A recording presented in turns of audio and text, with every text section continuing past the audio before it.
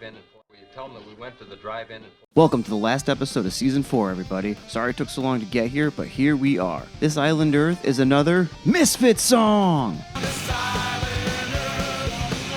If you didn't know by now, I kind of love that old school punk and metal stuff. Our title screen kicks off pretty hard and fast.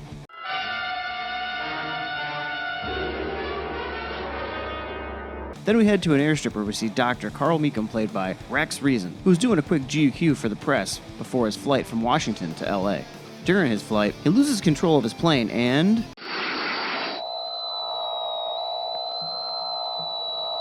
Yep, he's rescued by an unknown force. This is his partner, Joe Wilson, played by Rob Nichols, who we haven't seen since The Thing.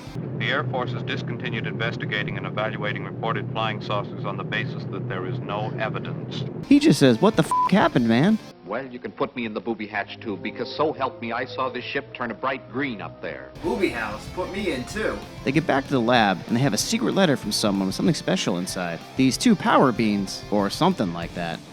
And then the hangar calls to say that there was nothing wrong with the plane after all. Sam can't find anything wrong. Looks like we got a groovy mystery on our hands once again, gang. Zoinks! The next day, another blank package arrives. Here's something my wife could use in the house.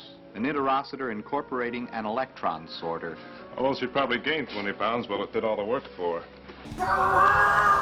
Burn! Turns out this is nothing more than an instruction manual for some stuff that's coming the next day. Well, let's start unpacking. So once they get everything together that came in all the boxes, it turns out to be a giant communicating device called the Interocitor. Who are you? And this is another returning guest, Jeff Morrow. We haven't seen him since the Giant Claw. I didn't invent this flying nightmare. I just saw it and reported it. He is known as the Exeter. He tells Dr. Meekum that he's looking for people of his talent, tells him when and where to meet him, and then blows everything up that he sent him.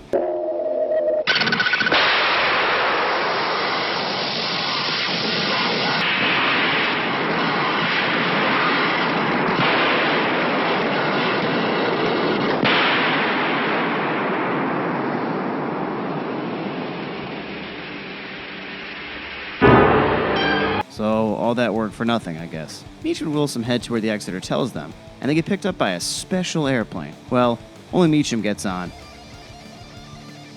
When he lands, he's greeted by, "Holy shit, it's Faith Dunningham from It Came From Beyond the Sea." We have records of a monster like this one that appeared in the 13th century. It ravaged the coastal towns of Denmark and Holland. Of course, they didn't have our modern weapons. Sorry, I'm gonna probably do this for everyone in this movie, so just be ready for that. She plays Dr. Ruth Adams. She was sent by the Exeter to pick up Meacham, but she has no f***ing clue who he is, which is kind of funny because he remembers her for some reason. She takes him to the club. Seems the Exeter has been collecting scientists from all around the world. Here's another alumni too, Russell Johnson from It Came From Outer Space. Got a big date with Jane tonight, boss. If you're thinking of getting off early, the answer is no. As Dr. Steve Carlson. The Exeter tells me he wants him to join his team because he's the #1 person in his field of electronics, and he has a lab downstairs ready for him to go with all the new toys. Dude, the forehead on these guys is big enough to land a stealth bomber, I swear. Steve and Ruth show Cal to his lab, and really tell him what's going on and that half the guys there are under control. This is why in the beginning Ruth had to say she didn't recognize them or remember because she wanted to play dumb so she wouldn't get her mind wiped too. They tell him that if you disobey the Exeter, you're going to get a brain lobotomy. Meekum figures out pretty quick that they tampered with his plane in the beginning, and that's when the Exeter also lets him know that if he tells anyone about what's going on, he's going to give him one of those brain lobotomies.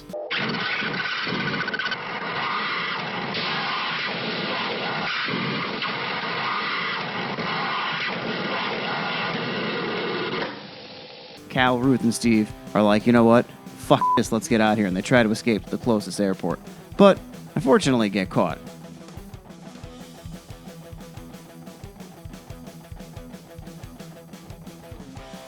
Cal and Ruth jump out, but Steve gets blown up. And then some random guy running up does too. Get down! Get away!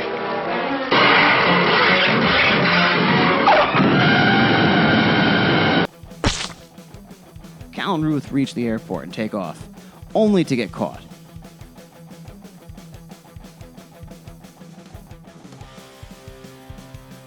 Now aboard the spaceship, Cal and Ruth pretty much figure out that, yep, they are aliens, and they're headed to Metaluna. This is the aliens' home planet. On the way, Cal and Ruth have to put through these adjustment tubes, for lack of a better term, to help convert them to live on the aliens' planet.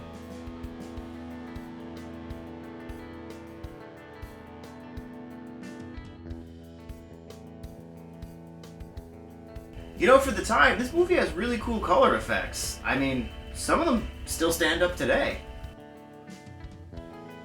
The Executor spills the beans and they need the Earth's uranium to help power a shield covering Metaluna from meteors hitting it and opposing alien races attacking known as Zygons.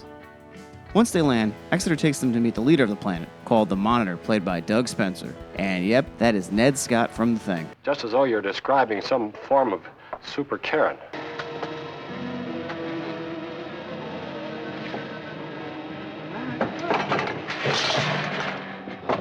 You a warning. Every one of you listening to my voice, tell the world. Tell this to everybody wherever they are. Watch the skies. This movie is the mecca of 1950s sci-fi horror movie casts. The Monitor tells them that they want to peacefully live amongst the Earth people. But Cal and Ruth say, fuck this. So the Monitor says, alright, well fuck you, we're gonna erase your mind then. On the way down to the mine-clearing room, machine, whatever it is, Ruth and Cal try to escape. They really are not good at that though, because they bump into what we see as one of the most iconic space monsters. This is a mutant. We've been breeding them here for ages to do menial work. Lucky for them though, a meteor or a Zygon blast hits the building that they're in and kills the monster. Exeter helps them to escape but is attacked and is badly cut up by one of the mutants. They take off and head back to Earth right as Metaluna explodes. On the way to Earth, one of the mutants snuck aboard the ship and has the hots for Ruth. She really sucks at running away and escaping anything. Lucky for her though, the pressure of the ship kills the mutant.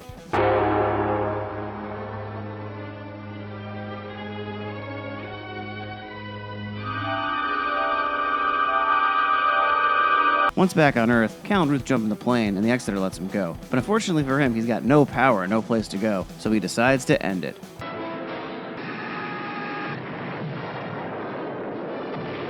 The end. This Island Earth has a few slow parts, but overall it's pretty good. The movie looks fantastic. The special and visual effects still look good even to this day, almost 66 years later. Director and writer Jack Arnold and Joe Newman really did a bang-up job with this one. Well, that's it for season 4, my friends. I know this season was all over the place and stuff wasn't delivered every week like it normally was. I'm sorry for episodes being delayed. Had a lot going on the side. Moving, new baby, and it takes some time off, but we will be back. Because all of you that have liked, shared, commented, and followed this page are awesome, and you keep us going. Stay healthy and safe out there, everyone. So thank you, and see you soon. Roll the credits.